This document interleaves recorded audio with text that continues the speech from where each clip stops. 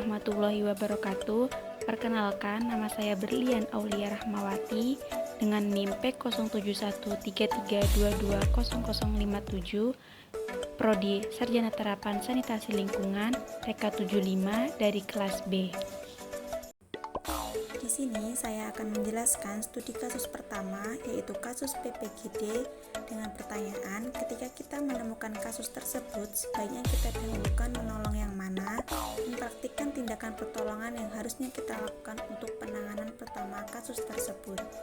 Yang pertama yaitu evakuasi korban ke tempat yang aman dan datar. Membawa korban pada tempat yang datar adalah salah satu langkah yang sangat penting, karena korban agar bisa merasakan kenyamanan, sebisa mungkin korban juga jangan menjadi bahan pertontonan.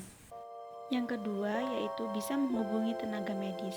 Setelah menghubungi tenaga medis, kita bisa melakukan pertolongan pertama gawat darurat atau biasa disingkat dengan PPGD sembari menunggu tenaga medis datang. Ketiga yaitu cek kesadaran korban.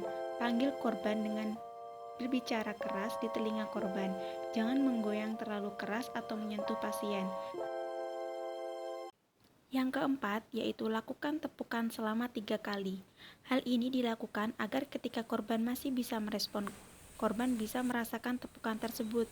Sebaiknya untuk tepukan jangan sampai keras-keras karena bisa berdampak yang tidak baik bagi korban.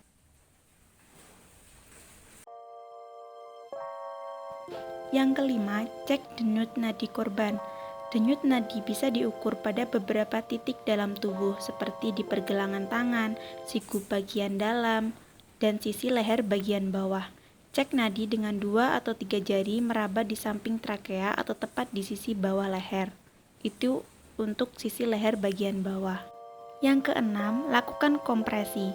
Cara melakukannya yakni dengan membaringkan tubuh orang yang akan ditolong di atas permukaan yang keras.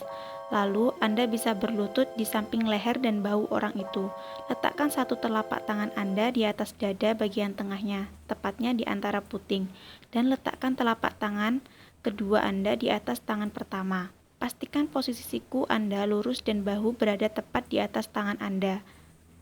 Setelah itu, Anda bisa mulai menekan dada sedalam kira-kira 5 cm sebanyak 30 kali atau sekitar 100 hingga 120 kali per menit dengan kecepatan 1 hingga 2 tekanan per detik.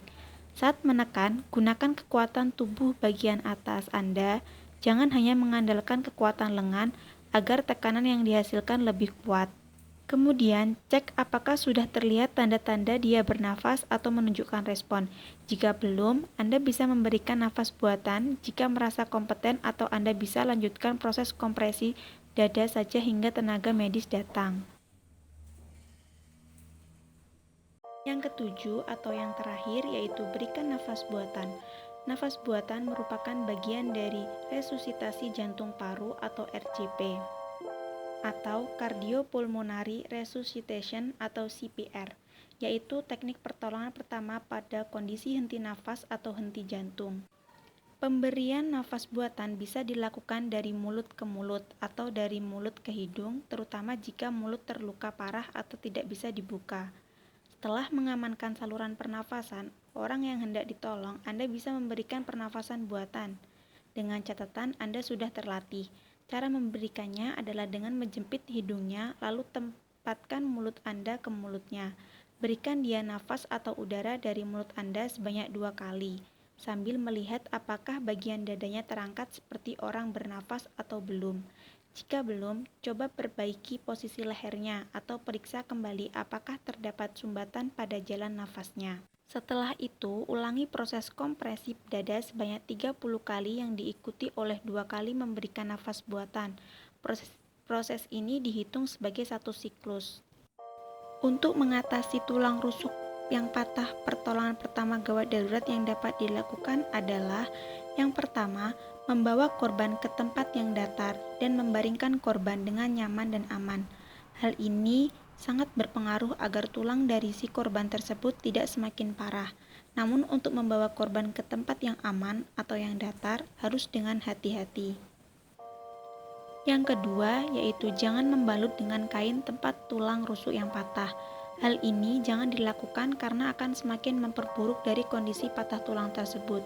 Tulang rusuk yang memar retak, atau patah tidak boleh ditutup dengan perban yang dililitkan di daerah dada. Tekanan akibat perban di badan bagian atas bisa menghambat kelancaran pernafasan dan meningkatkan resiko pneumonia. Yang ketiga, kompres dada untuk mengurangi bengkak dan rasa sakit. Kompres dada secara teratur. Gunakan es batu atau makanan beku yang dibungkus dengan handuk dan tempelkan di daerah dada. Kompres bagian yang nyeri selama 20 menit setiap jam selama 2 hari pertama. Kemudian kompres selama 10-20 menit 3 kali sehari sesuai kebutuhan.